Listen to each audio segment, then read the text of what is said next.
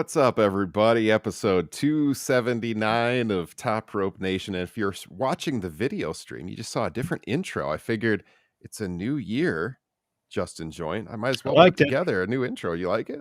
I liked it a lot. Very seemed more personal than our previous one. Very much. Got pictures of us in it. Yeah. Gotta show off those handsome faces, Justin. Gotta like that. Gotta like that. Justin, how are you doing, man? It's a new year. It is the 8th year that Top Rope Nation has been on the air. Going back to 2016, the 8th different year we've been on the air. How are you? I'm okay. I had a rough little holidays after Christmas where every single person in my household, including 3 people that visited, ended up with the flu. I didn't, but obviously when everybody in your household has the flu, you just as well have the flu too. Yeah, basically, but I finally went back to work yesterday, and before that, I think for 4 or 5 days, the only place I went to besides from my house was the pharmacy. So Oh man. it was one of those where it's like it's not a great sign when you are ecstatic to go back to work. I kind of felt that way. I hate to say that, but we had Christmas break from school. So, with 3 kids all Mm, day, every day, when you get back to work, it almost feels like a little break. And you probably feel that way too. yeah, absolutely. So, And I get to listen to my podcast again. I finally yeah. just today listened to your guys' Starcade review, which Yes. was What did you think? fantastic. Loved it. And we did a little behind the scenes here. We actually just had a brief meeting with Kyle Ross, and I didn't want to say it then, but so I'll say it now.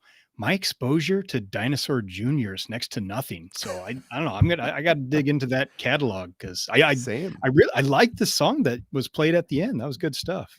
You heard him. He requested that song. And if I Yeah, didn't play it, he was going to he was quit. quitting. He was quitting. I'm like, well, I guess you've made my decision, Kyle. And I played the song. And yeah, I actually noticed in the comments of that song when I downloaded all this like most underrated band of the 90s and all this stuff, Dinosaur Jr. So I got to dig into the catalog too. But I'm glad you liked the show, Starcade 97. I've never sworn that much on a podcast. I don't think that we've ever done in the last 8 different years. So it was a first for me. I couldn't contain my anger, Justin, when talking about how Eric Bischoff dropped the ball that night and how he continues to pass the buck when it comes to the So criticism of weird. that show. So Yes. weird. So if you guys want to hear that, that is on the Patreon feed. Link in the description here. We would love to have your support. My one note for something that you said that God, we had to have talked about this before was I didn't mind Bret Hart's WCW theme. I mean, it was not near as good as his WWF one, but Mhm. I thought it was a pretty good simulation of that song. I liked the later one he had, like when he was the champion and everything. But the very first one was like that version, but kind of slowed down. It wasn't as fast. That one I didn't care for as much. But Okay. I thought I did think they improved it a little bit, and it wasn't too bad. So then the one other thing, let me go since it was the holidays. Uh-oh. Where's he going? What do we got here? This is the kind of dad I am. Is I bought a toy and didn't give it to my son. I knew where that was going. This one was for me. I found Brody Lee at where was it?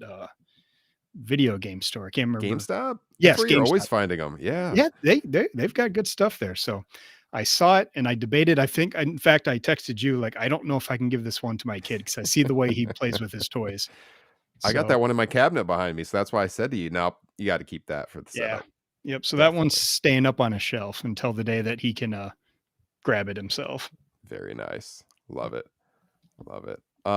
So yeah, I wanted to give a shout out. We did get 2 new patrons over the last couple of weeks, and since we were putting out classic shows and took a little break for the holidays, I haven't had a chance to shout them out. So Grant Owens, really appreciate your support and seeing his name go across the bottom here on the video feed, like all of our great patrons. And didn't sign up with his real name. I don't know his real name, but the Patreon username is Frazetta Hulk.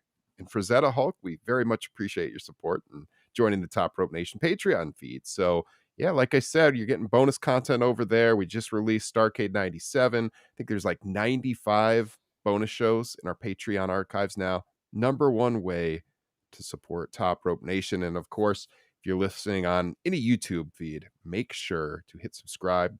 Of course, leave us a review. We'd appreciate that as well. And we are streaming live right now on Facebook, on Twitter, on Twitch, and of course, YouTube. Subscribe wherever you're getting the video feeds. Hit that like button as well. We got an active chat room tonight. I see Oh yeah. Greg Hey, talking about Dinosaur Jr. yeah. Hey, chat. Recommend me Dinosaur Jr.'s best album. If I were to just go pick out one to buy off iTunes, tell me which one. Greg says loudest band he has ever seen live. Wow. They got to be good then. Love it. Yeah, Kyle is not with us tonight. As Justin mentioned, we did just have like a podcast team meeting to talk about the next few months, but he's got some stuff in the works. He will be back very soon. Kyle Ross will be back with us. You know who When, else is going to be back, Justin? do tell. Do tell. Vincent Kennedy McMahon. Ew.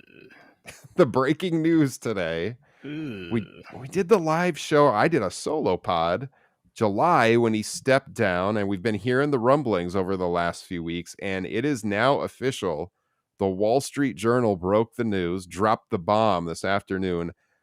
Vince McMahon basically is forcing himself back into the company, as Tim comments here in our chat about that.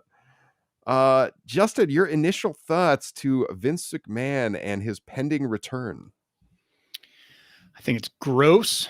Obviously, the sexual misconduct stuff has not been sorted out. Um, and to me, it just screams ego trip or boredom. 'Cause, I mean, I'm going to need you to explain this to me because I don't understand if it's him wanting to come back to, take control again, to start uh, being the one who's in charge of stories and wrestlers. Because it seems, from what I've read, it's more about selling the company, but at the same time, it seems like him forcing his way back in would kind of devalue it. Yeah, so there's a lot going on here. Basically, it sounds like he's still the majority shareholder in the company. So he is not going to sign off on any potential sale of the company or even from what I was reading, the renewals to their media contracts unless he is involved in the negotiations, which of course holds the entire company hostage. And this news, from all the reporting I've seen and people I spoke to, it has been completely blindsiding the entire locker room and not just the locker room, the front office, everyone that works behind the scenes. Like people had heard the rumblings that he could be coming back. But this today, when this dropped, it blindsided everyone, like how fast it appears to be happening here. So we could look at the Wall Street Journal report here a little bit and how this all broke. But and then Vince actually issued a response. But this was from the January 5th article, Wall Street Journal. Lauren Thomas broke the news. And according to people familiar with the situation, she wrote, quote, Mr. McMahon, who has majority voting power through his ownership of WWE's Class B stock, has told the company that he is electing himself and two former co-presidents and directors, Michelle Wilson and George Barrios, to the board, the people said. The move to reinstate Mr. McMahon, which the board previously rebuffed, and the others will require three current directors to vacate their positions. The article goes on to say that McMahon penned a letter to the WWE's board of directors in late December stating he wanted to return to the company to, quote, spearhead a strategic review process, which would result possibly in the sale of the company. Quote, Mr. McMahon believes the media landscape is evolving quickly and more companies are looking to own the intellectual property they use on their streaming platforms, making WWE an attractive takeover target, the people said. WWE, which generates most of its revenue from selling content rights, posted its first of over $1 billion in revenue in 2021, and the company currently has a market value of just over $5 billion. So, yeah, I mean, it sounds like he wants to sell. And I put in our Facebook group, Vince making an early move for pettiest move of the year to, be not let go, but kind of forced into stepping down and now forcing his way back in to just sell the company. Justin, your thoughts?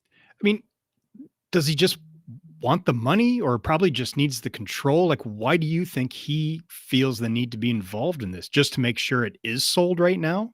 Whereas that if, if he's not in there, then maybe they wouldn't. It like I mean, Ryan's got what something what in the what do you think is happening here? What is Vince McMahon's motivation besides from wanting to recreate Ultimate Warrior at SummerSlam 91?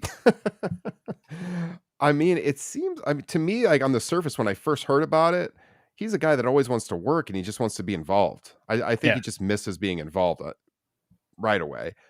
Could there be some pettiness to it because the company continued on after him and everyone's been more positive about the product? I'm sure that plays a factor as well. We're going to get to Vince's press release, but Brian mentioned in the chat that there was an important note at the end of that of Vince's press release saying that there will be filings in the next few days detailing changes to WWE's bylaws. And he got this from Brandon Thurston. And I guess we're going to learn then if he can make changes immediately or if he needs to wait until the shareholders meeting in the spring. So we'll see what the timetable on this is. Greg says in the chat, if I can't have it, no one will. Next thing you know, Austin Theory is storming WWE headquarters. Yeah. I mean, it's wild because like we never saw him stepping down ever happening. Then he steps down. We'll probably get to this a little bit later in the show when we go through our thoughts on 2022. Lots of people have been very positive on the company since he left. To me, it's marginally better, not a ton better. I think they still have a lot of the same problems. It's But you just a bunch of guys got their first names back, and there's just more mid carders than there was before. right. So I mean, yeah, I mean it's not worse since he left for sure. So let me go on with this Wall Street Journal piece because there's a couple more quotes I wanted to read. Um, As Thomas wrote, quote, the board responded last month in a letter to Mr. McMahon that it was prepared to initiate a review process and would welcome working with him on it. However, it said it unanimously agreed, the board, that Mr. McMahon's return to the business wouldn't be in shareholders' best interests, according to people familiar with the letters. The board also asked McMahon to confirm his commitment to repaying the expenses that were incurred as a result of the investigation into his sexual misconduct allegations. I'm not quoting the Wall Street Journal piece at this point. This is a summary. And the board also reportedly asked McMahon not to return to the company while the federal government is still investigating those allegations. Wow. I So, can't remember yeah, if it was, I don't remember who I saw it tweeted, but actually, I think it might have been Sean Ross Sapp saying that all he's heard from management people at the WWE right now is that they don't want him back. yeah, pretty much unanimously. I was looking at the Fightful Select article here a little bit ago. Said, quote, Fightful has already heard from dozens within WWE who were all floored by the announcement. Nobody in any department, talent, production, creative, or general, that they heard back from was briefed, tipped off, or given any information before or immediately after the news broke. Um, yeah, and then as you go on to read the article, nobody sounds like they're positive on this at all. So, yeah, Did you it's see Bixen Span's tweet on this? Where uh, he says Vince thinks now's the window to try and sell. It is. But to mhm. steer the sale, he wants to be reinstalled, which would badly jeopardize a sale, and is willing to hold a sale or media rights deal hostage to do so. He's trying to burn it all down. Oh god. Can you imagine? I just oh man. It's I mean, he's the epitome of the child in the sandbox who doesn't want anybody else playing with his toys. yeah. And we don't know if he's gonna be involved in creative or not. Oh, In Jesus. his press release, it sounds like he's gonna let the people that are in place, try to do what they've been doing. Um But in the Fightful article, it says a recently signed talent said, I would be blown away if he returned to creative. I don't know how much a recently signed talent would know unless it's someone that was recently brought back who probably wouldn't want Vince involved in creative because he might have been involved in letting him go in the first place. Hmm. So, yeah. I don't, I mean, yeah, Jeff mentioned in the chat, what does the sale look like? What does that look like to the actual company and the wrestlers? Who would they sell to? That's why have you heard anything about who could be interested in buying this? I mean, I don't feel like NBC has the money.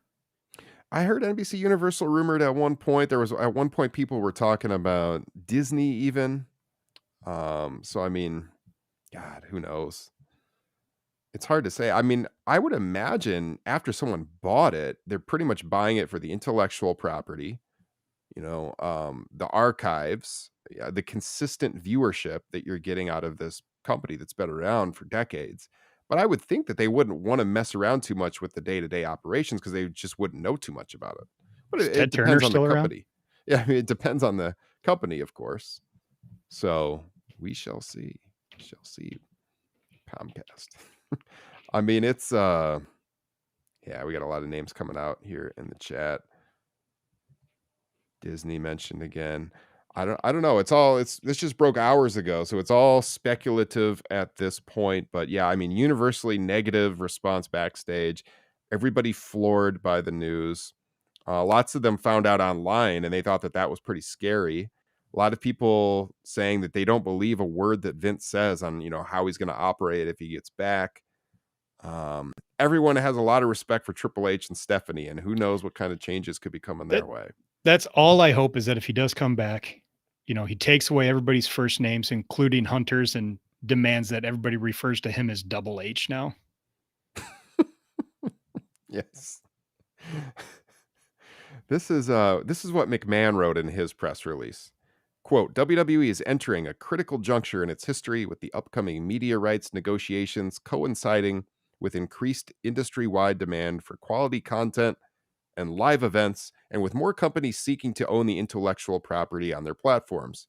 The only way for WWE to fully capitalize on this opportunity is for me to return as executive chairman and Jesus support the Christ. management team in the negotiations for our media rights and to combine that with a review of strategic alternatives. My return will allow WWE, as well as any transaction counterparties, to engage in these processes, knowing they will have the support of the controlling shareholder. He went on to talk about, the two members, Wilson and Barrios, that he wants to bring back. And he said, quote, Ms. Wilson and Mr. Barrios are highly qualified directors whose professional experience positions them well to help the company achieve the best possible outcomes in both initiatives. As former WWE co-presidents and board members, they are intimately familiar with industry dynamics and the organization's operations and have helped guide the company through past successful media rights negotiations. I look forward to working closely again with Michelle and George, as well as the company's remaining directors and management team who have my full support and confidence. WWE has an exceptional management team in place, and I do not intend for my return to have any impact on their roles, duties, or responsibilities. All right, make sure you throw Jeff Browning's last comment up there because, yeah, this dude can't even sell a stunner. How's he going to sell a company? Jesse, Vince McMahon and Donald Trump insert Spider-Man pointing meme. Right out of the Trump playbook, he's saying. Yeah. I mean, boy. I hopefully next week we'll have a lot more to talk about with this. Right now, again, it's still early. We don't know a whole ton, but I mean that's pretty much the information that's out there. With him in that last sentence saying that he doesn't intend for his return to have any impact on like the day-to-day duties and responsibilities.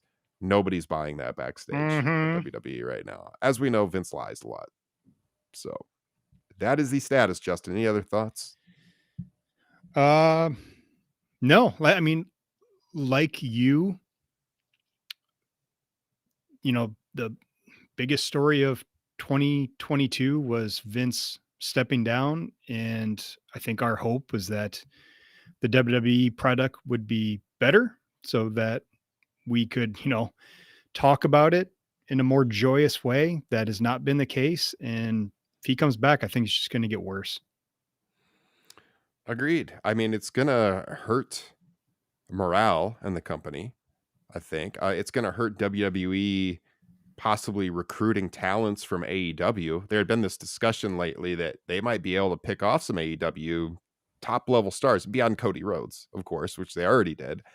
whole different Well, situation there. I But I mean, mean, other people, maybe they'd consider coming now that Vince was out of power, but if he returns, that dynamic changes. yeah, I mean, like Regal just went back, although I don't honestly think that'll affect him much, but like it sure seems like FTR has their, foot out the door.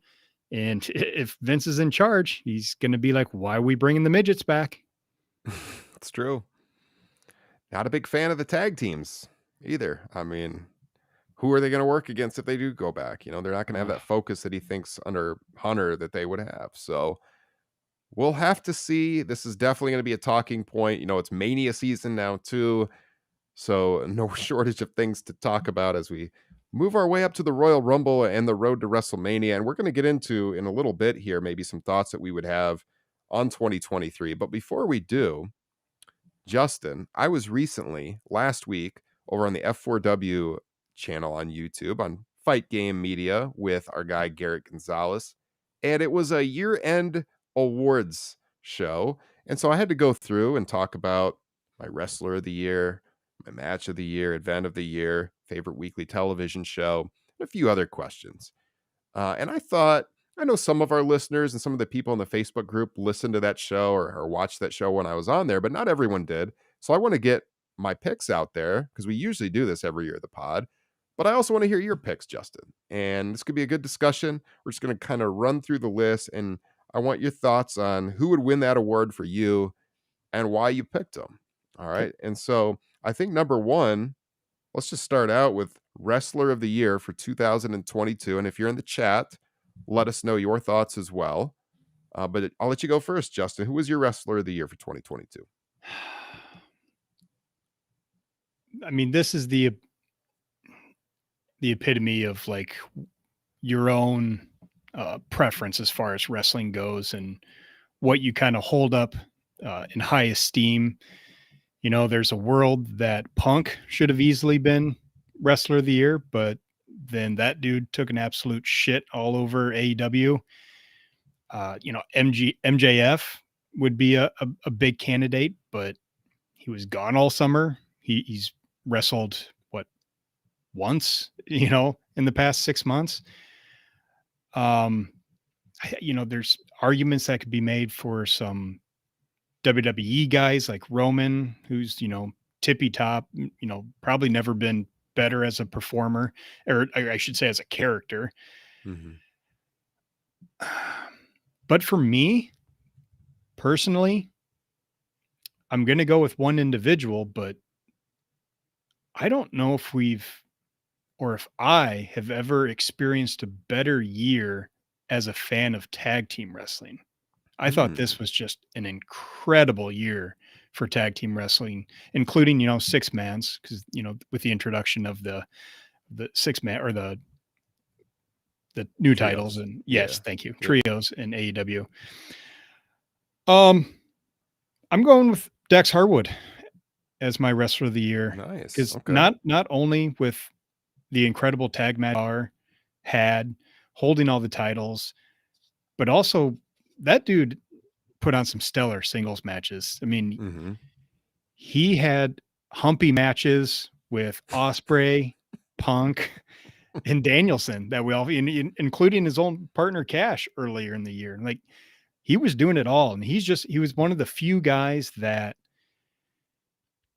anytime he was out there, I was guaranteed to be entertained. And actually, Jesse, I just saw your message in the chat. I need full disclosure here, everybody. I watched next to no New World Japan.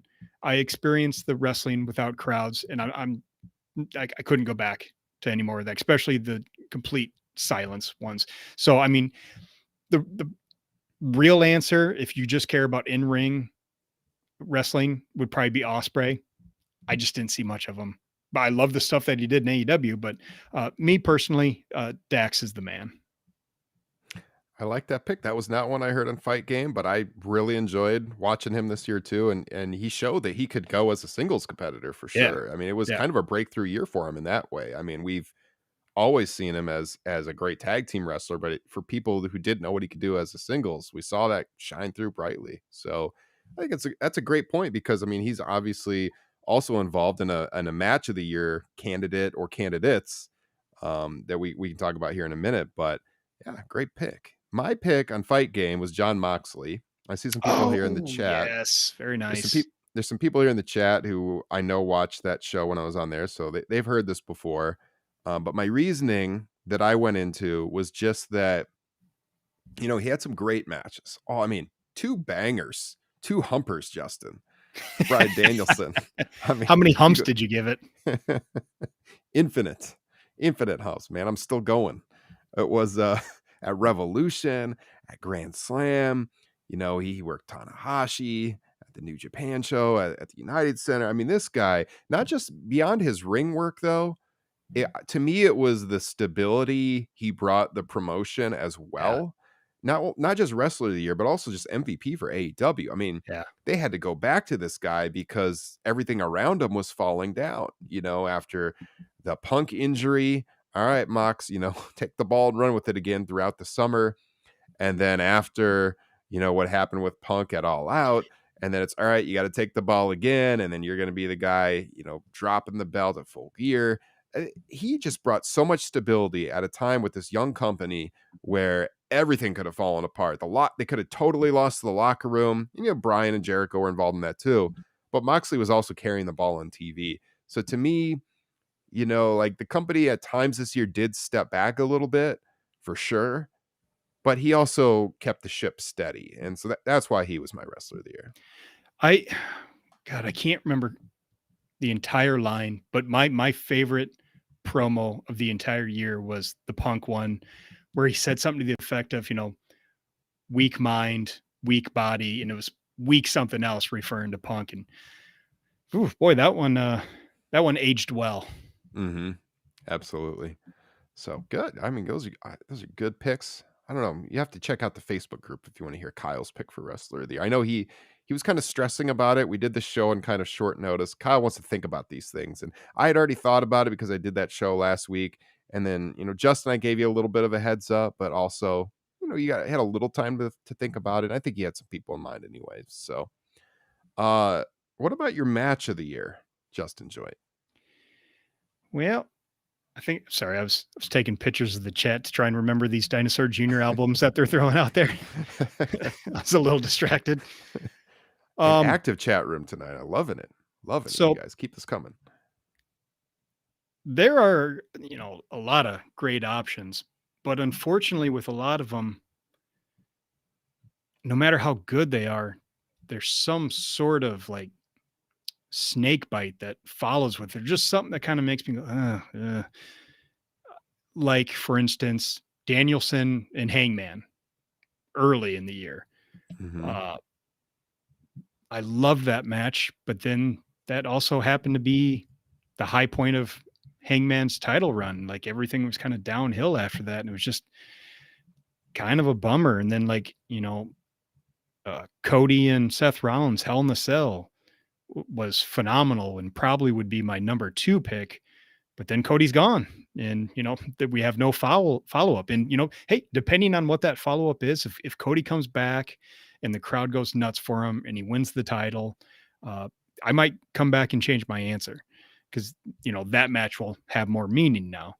Um, Punk and MJF, the dog collar match from Revolution, fantastic match, but everything associated with Punk just leaves a bad taste in my mouth. So for my match of the year, I think I've talked about it before. I freaking love tag team wrestling. If you give me a 5-star singles match and a 5-star tag team match, uh, and I only have time to watch one of them, I'm probably going to watch the tag team match. Full disclosure, I have not seen the dog collar match from Final Battle, so I am going to go with the first FTR Briscoe Brothers match from Supercard of Honor.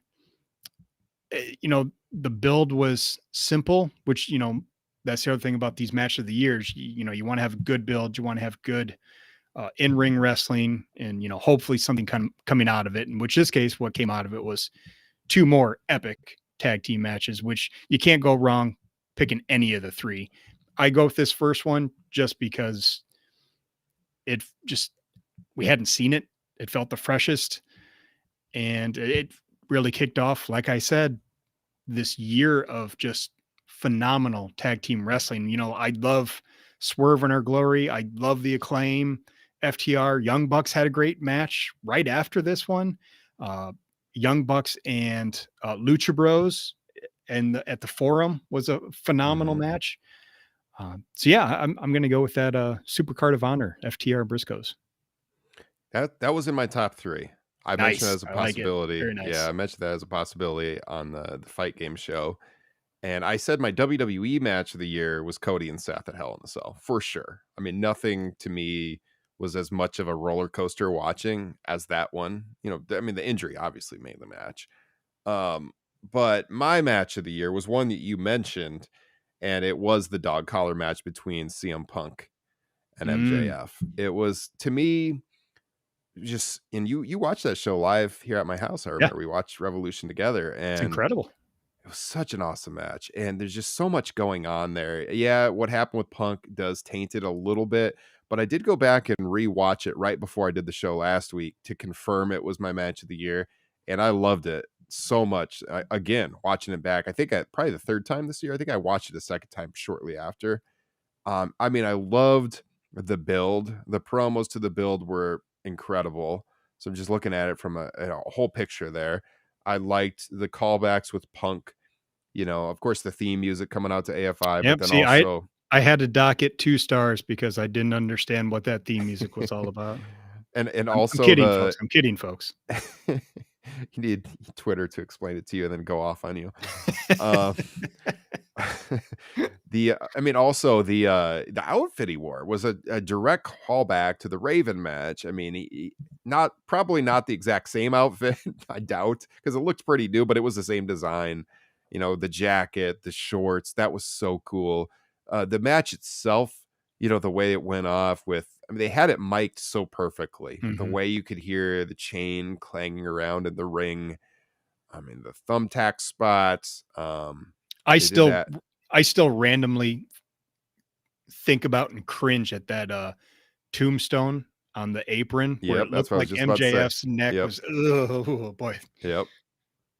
That was so, I mean, also, I mean, the blood from Punk, MJF blood, but not very much. But Punk, I mean, that or Cody and Dustin is the bloodiest match, in AEW history. One of those two. And I mean, I know you love a good blood fest, Justin. Red So equals that green. Yeah, so that added to it. Then you also get like the Wardlow involvement at the end and that years long build that they had done between Wardlow and Mhm. MJF, and then what he did with the ring and the finish. To me, the dog collar match, that was my favorite match just for a lot of reasons this year. But again, if you went for just ring work, of course there's going to be a lot of New Japan on the list. Yeah. I mean, every match that you mentioned, including your match of the year, I would have zero problem with making that my match of the year. There was some just phenomenal matches this year, and there's been some other, yeah, Gunther and Sheamus.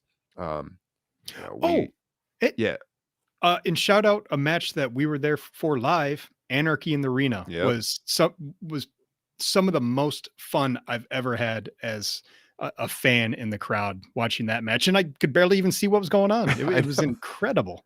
And the way that they kept the music going, I loved it Yeah. live. I know some people are complaining about that, but in the building it was awesome how they Oh, kept playing yeah. Wild Thing. Yeah. Yeah, and then, I think at some point I turned to Kyle and was like, "We haven't seen Eddie in a while." And almost on Yep. cue, he came out in just one of the most iconic moments in AEW history with, you know, looking dazed as could be, that 1,000-yard stare, covered in blood, Yep. carrying that uh gas, and it was like, "Oh boy, what's happening now?" Were you okay? So I talked about this on the other pod, but right before that match, I know Kyle was up there, and I can't remember if you were. Were you on the concourse where the wrestlers started to come into that like private bar area we had? Mm-mm. Was that Nope. just Kyle? Yep. Because he saw like Mox and Brian up there, I think, because they came down like opposite sides of the Yeah, that aisle of the sounds right. section we were in. Because we were in like for those of you who don't know, the whole crew was there. We were in the 100 level, kind of up from the entranceway, but it was like it was on the 100 level, but it was also roped off from the rest of the 100 level. It was awesome. Like we had our own bar there, private bathroom there. If we go this year, I hope we can get the same section. But yeah, I mean it was pretty incredible. That match is high up there as well, and just for being there as well.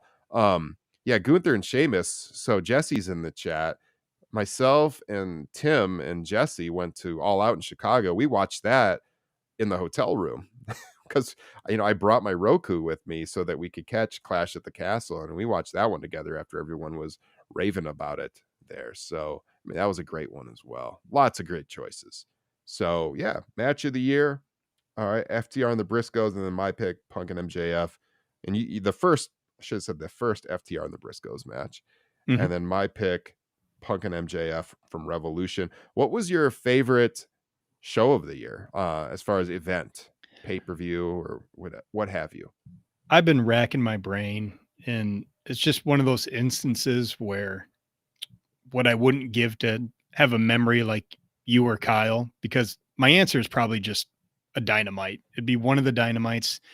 Um, Frankly, 2023, my answer would probably be Dynamite from this past week, which was freaking incredible. Um, but I can't I can't narrow down to one Dynamite where top to bottom the show was fantastic. I'm sure there's one out there, but so I would probably have to go AW Revolution. It was solid top to bottom. It had, four, at least 4-star matches. It's kind of brought down a little bit because of the main event. It was just a bummer that Hangman was kind of an afterthought in that entire card. The match was fine. It was good, but Mhm. probably not what it should have been for his title run. But that was a great card. Double or I als nothing. I also real quick, I also think that that just speaks to the strength of that show Yeah, because yeah, yeah, there yeah. were so many great matches on it, and then the main event was really good with Paige and Cole, and normally everyone's gonna talk about it, but, like, and even though it was in the main event spot, there was so much on the undercard that was, like, near 5 stars that it I mean, it's hard to even remember there was so much on the show. Yeah, 100%. But there's not a lot of contenders in my opinion. I mean, for WWE, it's pretty dire. Like maybe night 1 of WrestleMania. Uh I just don't know what else I would pick for them. But I think Revolution is the answer outside of if somebody can think of just an amazing Dynamite episode. Thomas in the chat said Forbidden Door, and I know on Fight Game, I Mm, believe at least one person said Forbidden Door. I mean, it's in the running, but it was like a standalone show without a lot of story, so I can't put yeah, it above that's Revolution. It was a great show, like yeah, match-wise. If you're just looking for great matches, that one's tough to beat for sure. Clash of the Castle got some nods on Fight Game as well. two good Um, matches. yeah, I mean, if I'm gonna watch a show top to bottom, it's definitely Revolution. That was also my pick, Justin, as the show of the year. Although I did say that I could look at this one of two ways. As far as the one that I enjoyed the most personally, though, it would have been Double or Nothing because we were there, because it was you, me, and Kyle. My wife went, Aaron and his wife, good friend of the pod as well. We met up with Garrett there as well, and some of the F4W guys. We Michael Jenkinson, his brother David, they were there. We had just Brian in the chat, he was Yeah. there. I mean, so many people. We had such a fun time in Vegas, despite the COVID. I mean, just like this year in wrestling, where it's incredible highs and incredible lows. That was our Vegas trip, an amazing time, and then we have to go home with COVID. Right. But like you saw the new intro at the top of the show I made, and Hmm. like those pictures are all from Vegas. The suite party that we went to at the Cosmopolitan. We recorded a live show in the Blue Wire studio at the Win, which was just an unbelievable experience. I mean, starting this pod out of my basement at my old house, I never in a million years could have thought I'd be recording in a multi-million-dollar studio on the Vegas Strip with an audience walking past us in the lobby, Justin. I Yeah, mean, that was amazing. and so, I mean, if you've never seen it, by the way, if you're new to the pod, go to the YouTube channel. You can watch the full thing.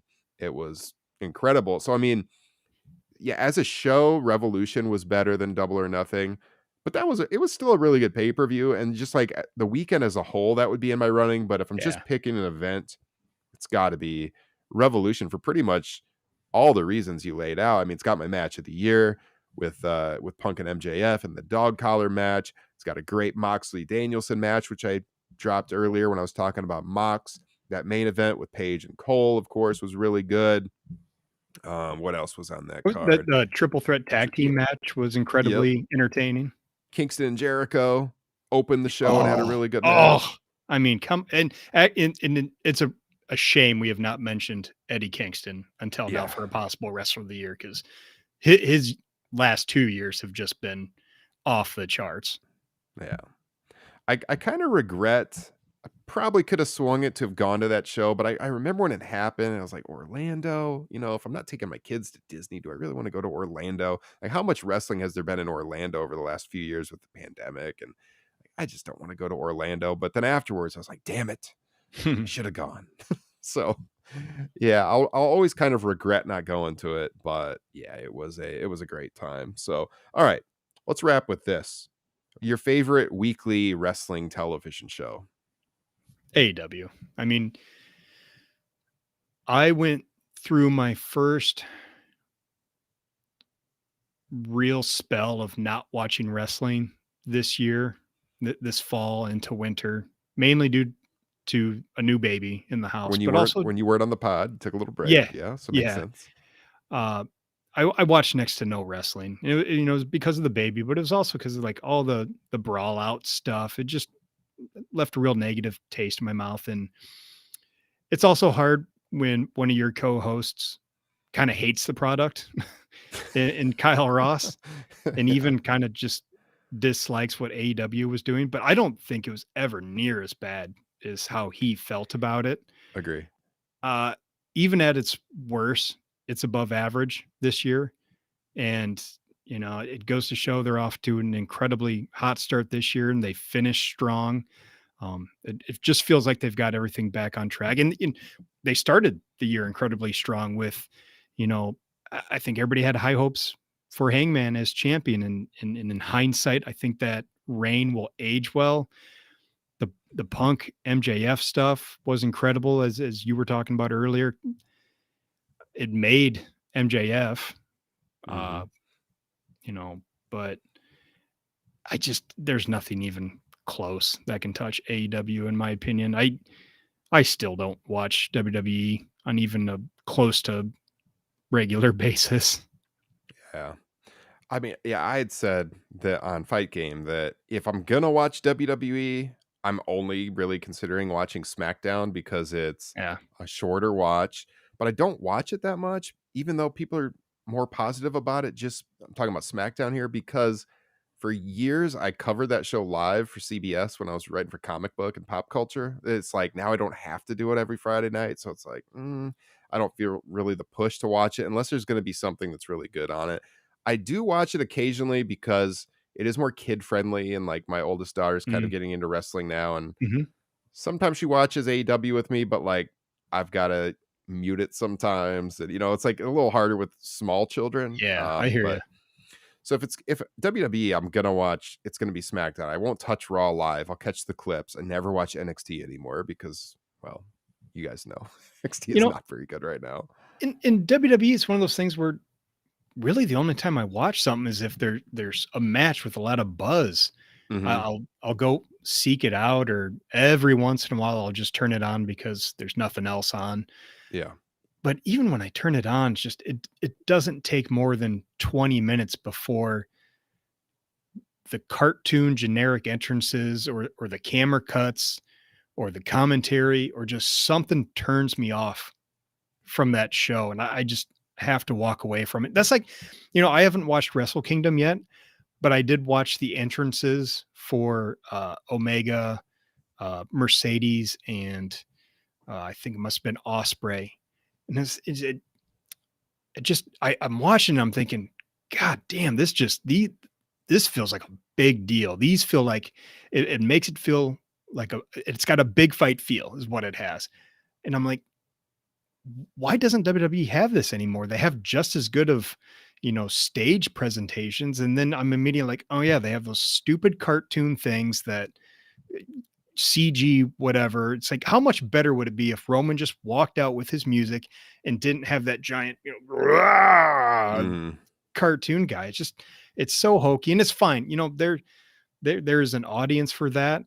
Like you, I've been starting to Uh, Kind of get my kid to watch a little bit. And if I get him to watch wrestling, it's probably going to be the WWE product because that's a little bit easier to contain. Hmm. But yeah, it just doesn't do it for me anymore, man. Yeah. No, I mean, I agree with all of that. I agree with the quality of Dynamite. I don't think it ever got as bad as like I think Kyle was very dejected by what happened with Punk for sure. And it got him out of the loop a little bit. I kept watching. I think me and you were kind of keeping each other more positive on wrestling during that period. And I really feel like Dynamite's really hitting right now. I mean, Yeah. that was my answer, obviously. Weekly TV has to be Dynamite. I mean, is there really any other choice here? And that crowd last night, starting off 2023 in Seattle, was unreal. And the segment with Brian and MJF was so good. I mean, yeah, they are. You've had the best of 7 series going. They're really fired on all cylinders I here. So Dude, I think I legit was giggling at the last like 30 seconds of that Darby Samoa Joe match. I was yeah, just elated. It was so much fun. it's so crazy that, because like we had said on the pod recently, and I think I even said on Fight Game last week that, boy, they got to elevate Darby Allin again. Yeah. He's kind of gotten lost in the Yep. shuffle. And here we go, TNT champion. So yeah, There I loved the ending. there's 3 guys that I have my eyes on for 2023 in AEW, and Darby is one of them. Mm-hmm. 100%. So now, as we transition to a new year, 2023, and we'll be talking about it with all of you as it happens, I wanted to ask you just some perspective questions on WWE in 2023. All right. So, first question, let's look at WrestleMania. Do you think Cody Rhodes will win one of or both of the world championships at WrestleMania? Do you think he will become a world champion or universal champion? I have to say yes because I need that to happen because I don't know if I can. For one, I don't think I can watch it if they split those titles, like what the current rumor is that that's Hmm. the plan. I I tried to be as patient with that for as long as possible, and I don't think it bothered me near as much as you or Kyle for a long time, but I am certainly over it by now, especially after having one champion for this long and how much better it is. So yeah, I mean, I don't like, I think you and me are in the same boat. Is this that if it's Roman and Rock, get the titles off of them somehow. Just Cody needs to be the man. This Yeah. 2023 needs to be the year of Cody Rhodes in WWE. I agree. If they actually get Rock there, which we have been, I will say, because now people are starting to backpedal on that in the wrestling media. Of, oh, it's not set. Maybe it doesn't look like Rock's going to do it. For over a year, we have said on this show that boy, it's even when everyone else was saying it's going to happen, we were like, I don't know if it's going to happen. This guy is all kinds of stuff going on. He's got the launch of the XFL going on. Last time he worked a real match, he got injured. It's been a long time. I'm He's not. got I'm so not. many shitty movies to make. Yeah. I'm not set on this guy actually wrestling, and they do not have it nailed down as of right now. They do not. They are hopeful. They want to have him work. But I've also heard that Rock is worried he won't be able to get into ring shape in time, and he's not going to work a match if he doesn't think he's in ring shape. So that could make it not happen. That was going to be another question I had for you if you thought Rock was actually going to work at Mania or not. If I had to Um, bet money, I'd say no. Yeah. Now, Garrett made a good point in Fight Game. He said one thing that could get him into the ring is he needs a win. Look what happened with Black That's Adam. true. Yeah. And if he can get into shape, this is a relatively, I don't want to say easy, but not a hard way for him to brag about getting a W. Like, oh, look, I was on WrestleMania. It's 60,000 people there. It's a way for him to get some positive attention again after Especially everyone's because talking about Black Adam. I think he has another L coming in the XFL too. Yeah, we'll see what happens there. You can't really. I mean, how many times have we seen people try to start football leagues and it not work out great? But if he's patient, maybe get at least a small dedicated audience. We'll see. But let me ask you this. All right, how long? Actually, here's the first question for you because you're a Hangman guy. Do you think Hangman Page gets the world title back this year? No. I don't. Um, I think it's gonna be a couple years before we see that. Is it do you have a question coming up with, like, who the guys are gonna be or who is gonna be the I next was gonna champion I in was gonna AEW? ask you who might beat MJF, and I was also gonna ask you, like, how long you think MJF's gonna hold the belt. Okay. Well, I'm gonna dip into it a little bit here because I said there's 3 guys I've got my eyes on. Okay. That's Darby, Ricky Starks, Mhm. and, Swerve Strickland. I think are the 3 guys to really keep your eye on this year. Hangman's a made man. Uh, he's working Moxley right now. I mean, he is, an upper tier main eventer. So I would be looking at one of those 3 guys to elevate next. AEW has a tendency to telegraph, maybe not telegraph, but possibly get lucky in the way that they will have a match on a pay-per-view and almost a year later that match will be for the world title. So I'm thinking this doesn't quite line up, but we were at Full Gear in 21 and we saw MJF versus Darby. Mhm. Would you be shocked if it's Full Gear 2023 and it's MJF versus Darby for the world title? You know, we'd have a year-long run of MJF and now it's time to lose it to Darby. Darby to get his win back from 2 years earlier. I would not be surprised at all. No. Uh we saw MJF beat Ricky Starks at Winter is Coming. I think it would be a nice end cap on 2023 if Ricky Starks wins the title there. I don't know what you do with Swerve. There's Mhm. still something going on there. That would probably take a baby face to win it from MJF at some point because I like Swerve as a heel. But like, I guess going back to my point, like you go to the original Full Gear that was Omega and Page, Hangman, and then what was it, 2 years later, year later, and it's Omega Hangman this time for the world title. So they have a tendency to do that. So that's just something to keep an eye on, especially after Darby's big win on Dynamite this past week. How about you? I need to hear your answers. Well, I do think MJF's gonna have the title a long time. I'm really looking Yeah. forward to the Iron Man match that they're setting up for Revolution, and I'm gonna be at a Springsteen concert that night, so I'm not gonna be able to watch it live. It's gonna be the first time I've missed a live AEW pay-per-view since, Full Gear 2019, I think, watching it live or attending live. But I don't think he's gonna drop the title there.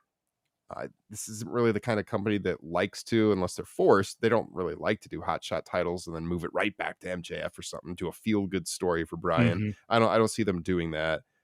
So I mean, I think, boy, at earliest I'd go with like All Out next year, but probably longer. I mean, How do you like is the it? Burberry belt, by the way? It's got different like It's plating on nice. it now It's too. fine. It's Yeah. gold. Yeah, I like it. Yeah. No, it works. Um, is MJF's contract supposedly up after this year, like early 24? Yeah, I'm gonna tell you, I said this too on the other show. I don't buy that. I think Well, he's got an agreement in place. yeah, Yeah, they're gonna play it up on TV, I'm but just thinking yeah. storylines going back to my Winter is Coming for 2023. You redo MJF and Starks with MJF doing the, hey, I'm about to walk out of this company with the world title. And, Mhm. you get the rematch 1 year later. Yeah. Taylor's comment here. I had to spend a little less on those tickets for Bruce Taylor than I was. I actually, well, I moved sections. The sections I usually sit in, I could not afford for this tour, but yeah, I will be in the building in St. Paul. Yes. No, I agree with a lot of what was said in the chat too. Like I agree with Jesse. I don't think Swerve would get it this year. I also don't think Ricky's going to get it this year. I think they're both Mhm. maybe 24 guys. Um, Someone mentioned Wardlow, and like obviously the story is there for that. I Where he stands right now, I don't really see it happening, but it could by next fall. We'll see what happens. So who could you see taking the title from MJF then? Or do you see him maybe taking it into 24? I think that's very possible.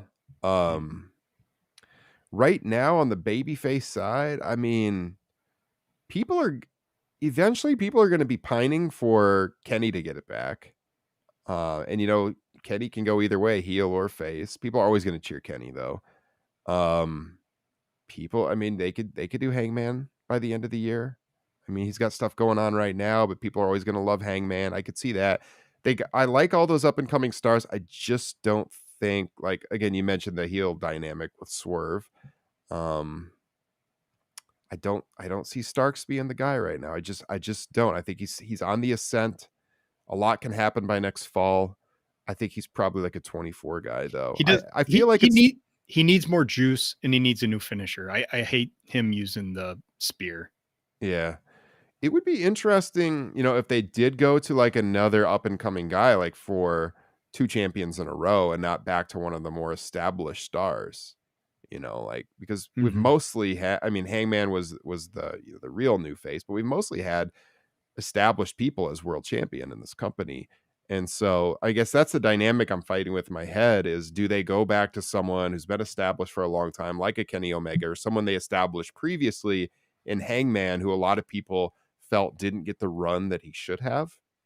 Or do they keep going to new guys? Because this MJF thing is really paying off for him. He's the best thing on the show, and he's their homegrown guy, and they can certainly build up another guy. I mean, this is the perfect dynamic: a dominant heel, put the whole machine behind an up and coming baby face, make another star right off of his back. So I don't really have a good answer. If I had to bet right now, I feel like I'd go with a more established, like maybe even a Hangman down the line again. So yeah, would Jesse say Starks, Hangman, Dark Horse, Eddie for a short run? Boy, yeah, Taylor mentioned Brian. It's too early in the run. If this match was happening next fall, I would actually think it had a good chance of happening, or even at All Out next year, maybe even by Double or Nothing. But since it's the first pay per view since he won the title, I just don't see Brian doing it. I would I love don't to see Brian Danielson be world champion again, I though. don't think he has I don't think Danielson has any interest in being world champion. I No, think I he mean would turn it down, like he's lost a lot of big supposedly Punk matches. did. Like, yeah, they're saying Punk. Dax said that, right? Punk Yeah. didn't have any interest in being world champion. We'll see. All right, Justin. I think that's pretty much everything I had on my list, unless you've got any other questions that you want to I throw out got one there. more for you. Okay. And maybe this isn't even a 2023 question, but just one in general. Do we see CM Punk wrestle again? Yes. Where? I said I to me, it's still AEW. I know that it seems like the chance is minuscule right now. Dax is pushing for it. Punk appears to be pushing for it on his social media. Do you see that? He had an I saw the Instagram duh, story but up. I did.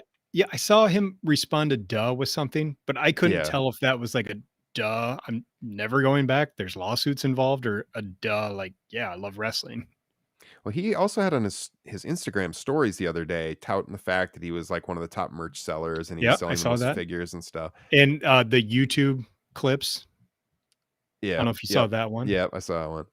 So, I mean, I know there's people that don't wanna work together, and it was a real life fight, but we've talked about this. There's been so many real life fights in wrestling history.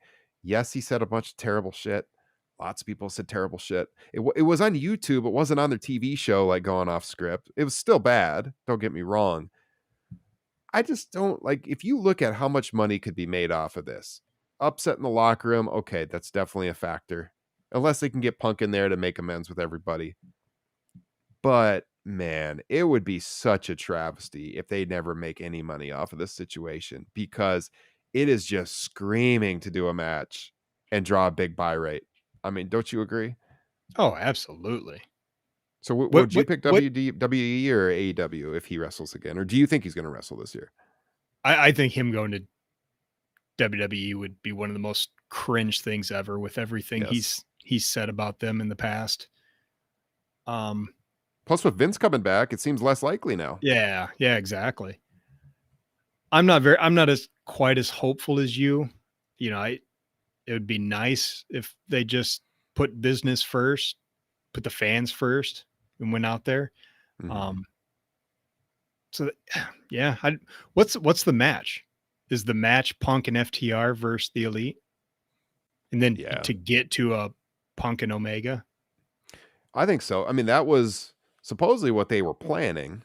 at one point before all hell broke loose, and I think you could do it either way. Punk and Omega would certainly draw too, but you probably want the Bucks involved based on what was happening. So if you're going to do that, it's got to be the six man, I think. And boy, it could even be for the trios titles. I mean, they But even then got that. even, best case scenario, wishful thinking. I think the earliest that anything could happen would be uh, Double or Nothing, right? Because of his injury Yeah. at All Out. Yeah, I think we heard like so many different timelines on how long that could be, but I thought like the minimum I heard was like 5 months. So, I mean, don't quote me on that, but it I was mean, it was a serious just to injury. Yeah. just to run off, you know, all those muffins he was eating in the scrum alone, it's gonna take quite a while. Yeah. If I had to put the odds on this happening, it's still the odds are much higher that it's not going to happen. I'm not trying to sound like I think it's for sure going to happen. That is not the case. I think the odds are minuscule it does happen. Yeah, yeah, yeah. I I hope it happens. Yeah, Yeah. I was gonna say I like your hope, man. I'm giving you Yeah. props for that. I like it. Yeah. But I'm I dead inside I over here. I do think he will wrestle again. I don't think he's done. I don't think he wants to go out like that. And we've talked That on the show the last few months that is about the best this. argument for it. 100%. This guy who seemed to care so much about his reputation, I mean, come on. Th You want Is to go that out how like he wants this? his legacy is gonna Right. end with him chewing out other people while eating cupcakes? I mean, there's no way. Think about it. This guy is like a disciple of Bret Hart now. He loves nobody more than Bret Hart. We're wearing our Bret Hart Roots of Fight shirts here, Justin. Goddamn Bret Hart's right. a guy obsessed with his legacy. How could CM Punk be this big of a fan of Bret Hart and want to go out like that? If he is even 10% as obsessed with his legacy as Bret, there's just no way he could go out like that. So boy, we'll see. Is he going to wrestle again? Yes, at some point, I do think so. And if I had to choose AEW or WWE, I would say between those two, I'd say AEW. If he can't work out an agreement with either of them, maybe he does a Japan match. You know, we'll see. Or if he's the most spiteful person in the world, he goes back to WWE. Yeah, that would be so bad. I agree. That would be really cringe. Guys, it's been too long since we have been on here live. We've done some content. Check out the Starcade 97 show over on the Patreon feed. Love that Brody Lee figure, Justin. A great addition to your setup, sir. I got to check out that GameStop, man. See what I can find over there. They had FTR a couple months ago. I wish I would have grabbed them. Yeah, I don't have them yet. That's one I need. I need that set. We'll see. All right. Well, we got some fun stuff planned in the weeks ahead. Stay tuned for some news from Top Rope Nation. Get in the Facebook group, search Top Rope Nation Pro Wrestling Discussion. You can follow Justin on Twitter at Justin Joint, JOYNT. Find me at Ryan Droste, DROSTE. The show at Top Rope Nation. Subscribe everywhere you get your podcasts and video feeds. Yes, Justin. I just want to say thank you to everybody on our Facebook group who's been posting stuff. There's been some really great posts lately. You guys are keeping me fucking sane at 3 o'clock in the morning when I'm feeding a baby or Yeah. just trying to keep my family in order. I really appreciate it. I love this group so much. You guys are all fantastic. Yeah, you guys really got to get into that discussion group. Niall Clark has been posting great stuff. Of course, Ricky Ah, Skelton was doing some good yep. stuff as well. Lots of great replies. I mean, if you want to talk wrestling, it's the best spot. So get in the Facebook discussion group, and if you want more content from us, join the Patreon page. Almost 100 bonus shows the minute you join. So with that said, it's been episode 279 of Top Rope Nation. We will catch you all next week. Have a great weekend. Take care.